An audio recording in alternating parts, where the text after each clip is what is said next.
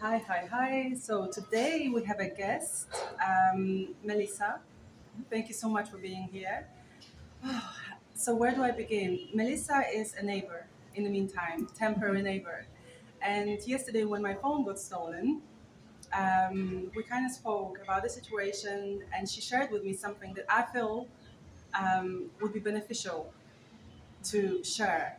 So that is what we're going to talk about today. However, before we do, I just want to give a disclaimer. We love Ghana, Yes, right? yes. Melissa has been living here for quite some time. I keep coming. I've been coming for the past 2 years, and I appreciate many things about Ghana. If you look back at my content, my vlogs, you will see that I speak about Ghana in positive ways mostly. However, there are other things here that we probably should talk about as well, so we don't make it look like this is paradise. It's not, nowhere is. So let me start or proceed with just introducing you briefly. Would you like to introduce yourself Yep, actually? Share sure. whatever you'd like to share Awesome. before? So I'm Melissa and I've been living in Ghana for a number of years. My husband is Ghanaian as well. We have a son here and I moved to Ghana because I came for the first time in 2019 and just fell in love with it. I loved the people, the energy, and just how easy it was to just move around and connect with people. And I decided to make the move to come to Ghana. Now, my mum is Jamaican, my dad is from Barbados, so I've never really had that. But you grew up in the UK, And so I grew up in the UK, yes, but I never really had that Ghanaian influence except for the church that I attended, which is mainly Ghanaians there. And I just always had this urge to want to get to know Ghanaians and the culture and everything. So, yeah, now that I'm here, I absolutely love it.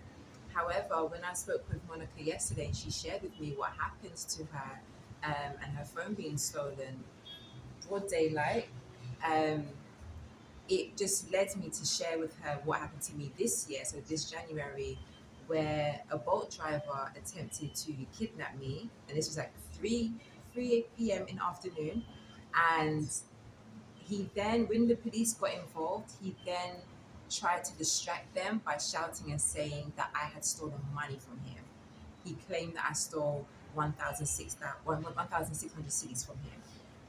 He claimed that the part of the money was at the front seat and part was at the back, and that I even took the money at the front seat. So this whole crazy story that he put together just to distract them from it.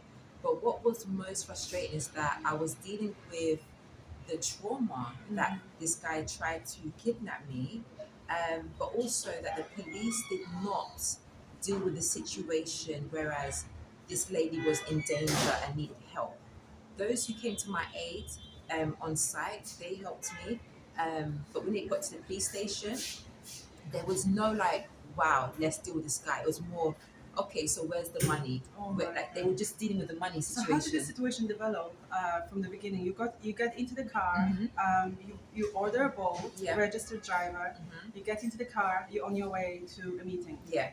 So got in the car now, um, and he said that the app had frozen, the Bolt app had frozen. And I've taken offline trips before, so I didn't see it as anything. That's the Right. thing, and that So was it the was mistake. offline. Yeah, so the trip went offline. So we got in the car. He said that the app had frozen. And I said, okay, so what do we do?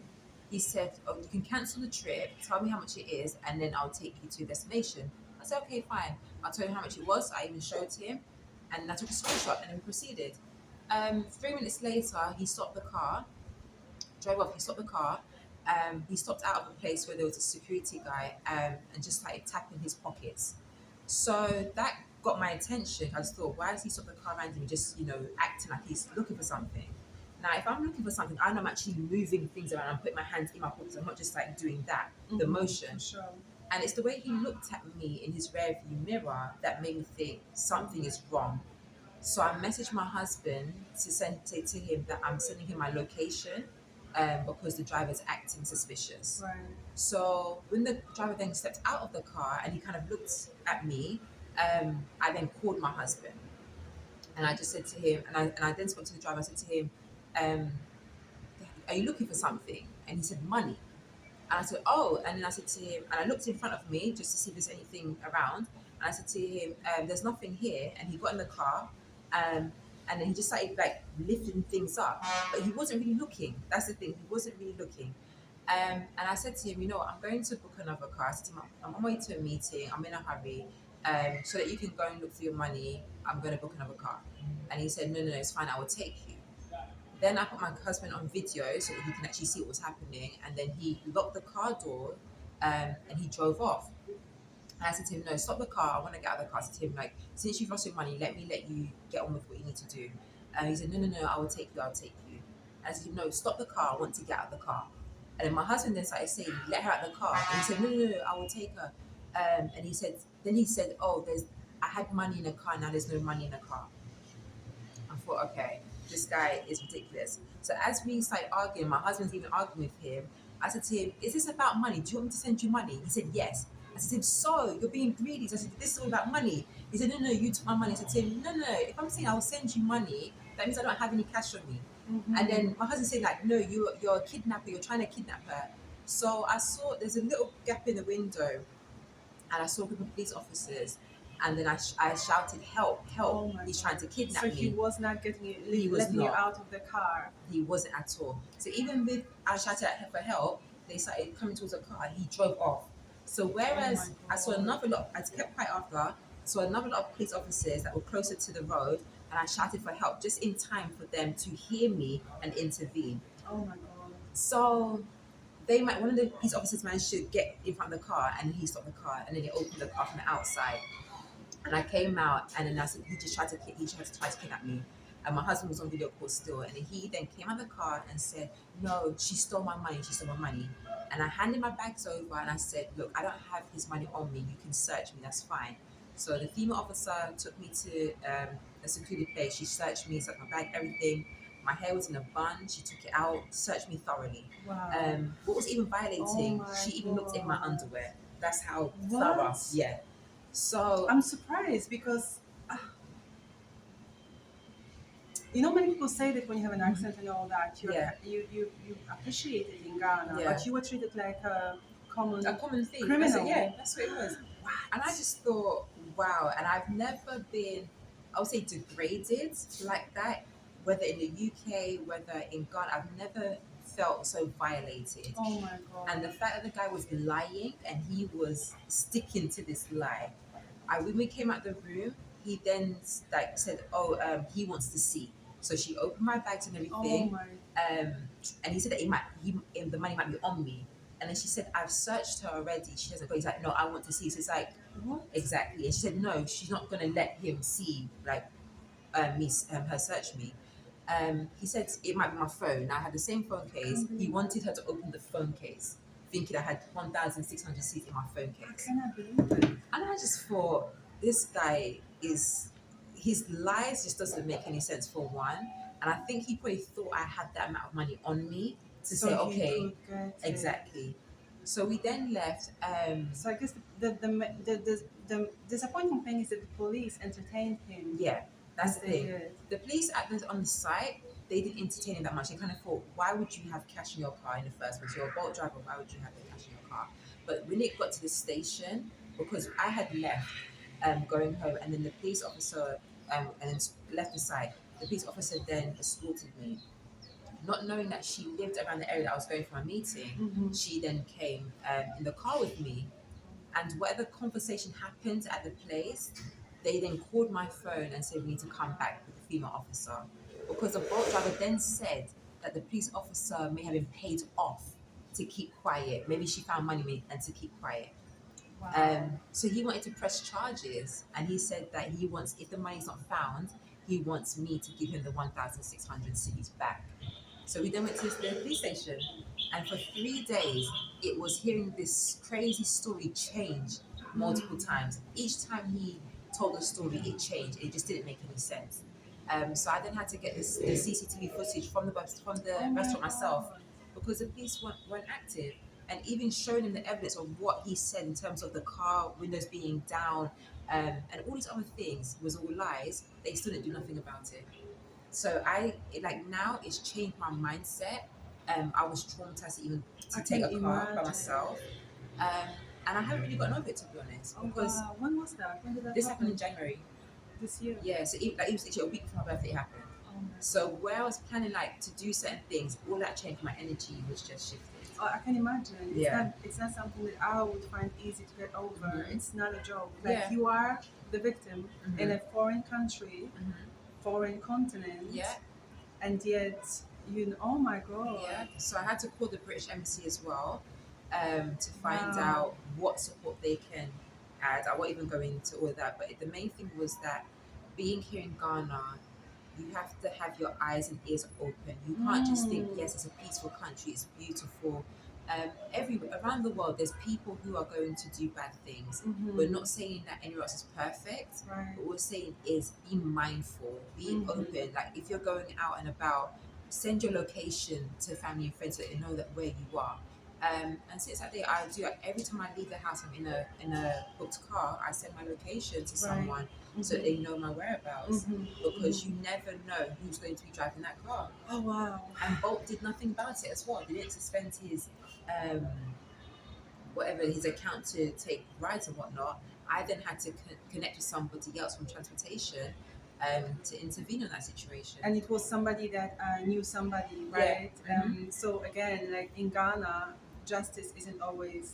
Yeah. You kind of have to know people, sadly, Definitely. to resolve situations without too much. So is that what Mhm. happened? Like That's what connections? happens. Yeah, it was through Was a what- connection. Yeah. Mhm. So I messaged two ladies that I'm close with here in Ghana and just told them the situation.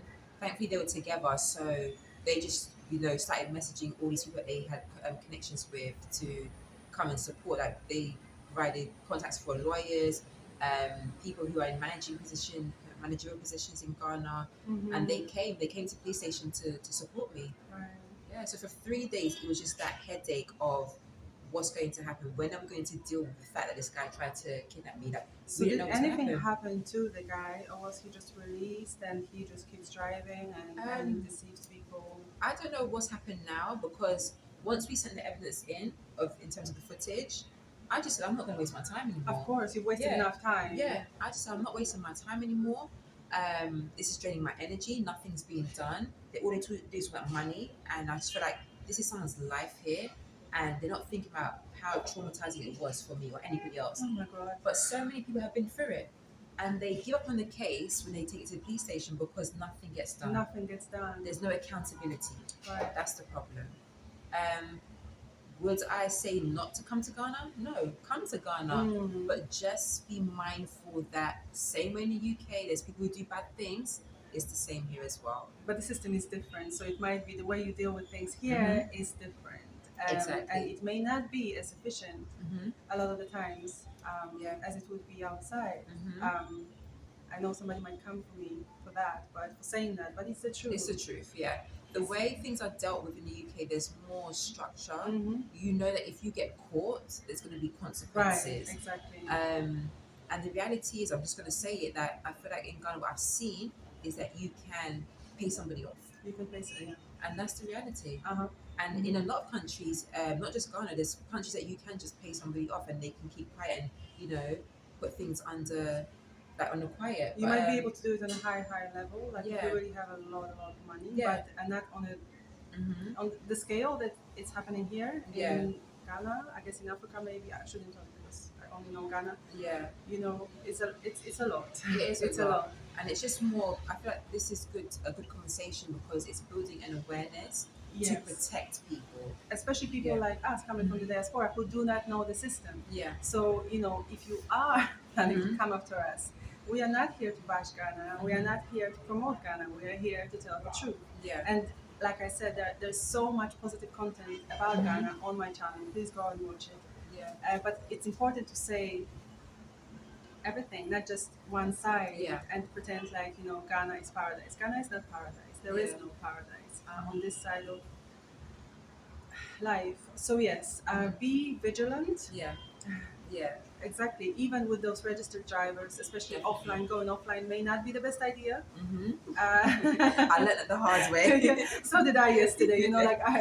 We Yeah. You we live all and have you our learn. moments Yeah. as well, isn't it? Exactly. But thankfully, we weren't harmed. Exactly. That's the main thing, is that we're here to tell the story so Right. that other people can also learn from it and just know to be mindful. So loads of people have told me that when you're in a car next to the window and you're on your phone, be mindful because people can just grab your Snatch the phone. phone. Yeah. Same in the UK, there's people on bikes that can just grab your phone. So we're not saying that anywhere is perfect. Like we're saying is that it's just building and generating an awareness Hmm. to protect and to be safe. Because if we don't talk about it, then people won't know about it. Hmm. And it's as simple as that. So there's And no the point local coming after us because we're telling the truth. exactly, and Yeah. locals know how the system works, Mhm. so they know how to guard, Mhm. their belongings and their own safety Yeah. and everything else.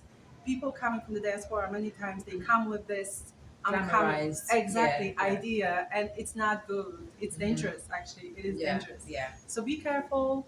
Enjoy Ghana, but be vigilant and be careful. Yeah. And thank you so much, Melissa, for sharing your Thank you. story. Thank you. I really hope it's going to help someone, Yeah. and I hope we're going to talk some more. Definitely. Maybe And we do love Ghana. we do So love Ghana. We do love Ghana.